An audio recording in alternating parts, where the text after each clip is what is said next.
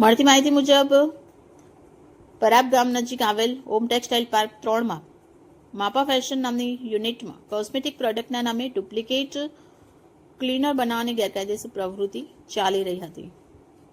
ચોક્કસ બાતમીના આધારે સુરત ડિસ્ટ્રિક્ટ એલસીબી અને પેરોલ કોડે સ્થળ પર દરોડા પાડી તપાસ કરતા મોટા પ્રમાણમાં તૈયાર અને બનાવટ હેઠળના ક્લીનર મળી આવ્યા. આરોપીઓ પ્લાસ્ટિકના કેનમાં ક્લીનર ભરી તેના પર બ્રાન્ડેડ કંપનીના લેબલ લગાવી બજારમાં અસલી માલ તરીકે ઊંચી કિંમતે વેચાણ કરતા હતા. પોલીસે સ્થળ પરથી 860 કેન ક્લીનર, પેકિંગ મશીનરી અને અન્ય સામાન મળ્યો હતો. પોલીસે કુલ ₹10,72,000થી વધુનો મુદ્દામાલ કબજે કર્યો છે.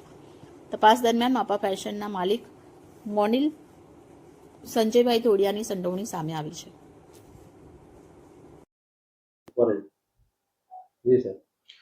સુરત ગ્રામ્ય જિલ્લા એલસીબીને માહિતી મળે કે પરબ ગામની સીમમાં ઓમ ઇન્ડસ્ટ્રી આવેલી છે અને એમાં માપા ફેશન કંપની નામની એક કંપની આવેલી છે, જેના માલિક છે મોનિલ સંજયભાઈ ધોડિયા.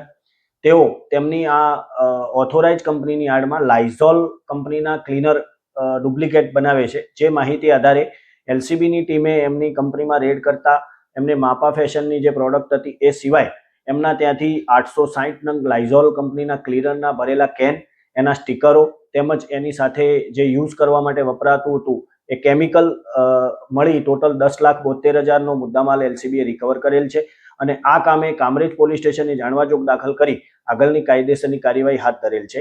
આ કંપનીના ઓથોરાઇઝ પર્સનને પણ આ બાબતે કાયદેસરની કાર્યવાહી માટે જાણ કરવામાં આવેલ છે. આ લાઇઝોલ કંપનીના જે ક્લીનર એ બનાવતા હતા એ સેલ્સમેનો દ્વારા પણ બજારમાં વેચતા હતા અને ઓનલાઈન પણ બજારમાં વેચતા હતા એવી જાણકારી મળેલ છે. કેટલા સમયથી આ કારખાનું ચાલતું હતું? આ કારખાનું તો એમનું જે ઓથોરાઇઝ છે તો લાંબા સમયથી ચાલે છે, પરંતુ આ જે લાઇઝોલના ક્લીનર બનાવવાની કામગીરી છેલ્લા 1-2 મહિનાથી ચાલતી હોવાની હાલની તપાસમાં જાણવા મળે છે. જે ઓરિજિનલ પ્રોડક્ટ છે અને ડુપ્લિકેટ પ્રોડક્ટ છે, ભાવમાં અને ક્વોલિટીમાં કેટલો તફાવત? ભાવ અને ક્વોલિટી બાબતે કંપનીના ઓથોરાઇઝ પર્સનને જાણ કરવામાં આવેલી છે. એ આવશે પછી તપાસ દરમિયાન જાણવા મળશે.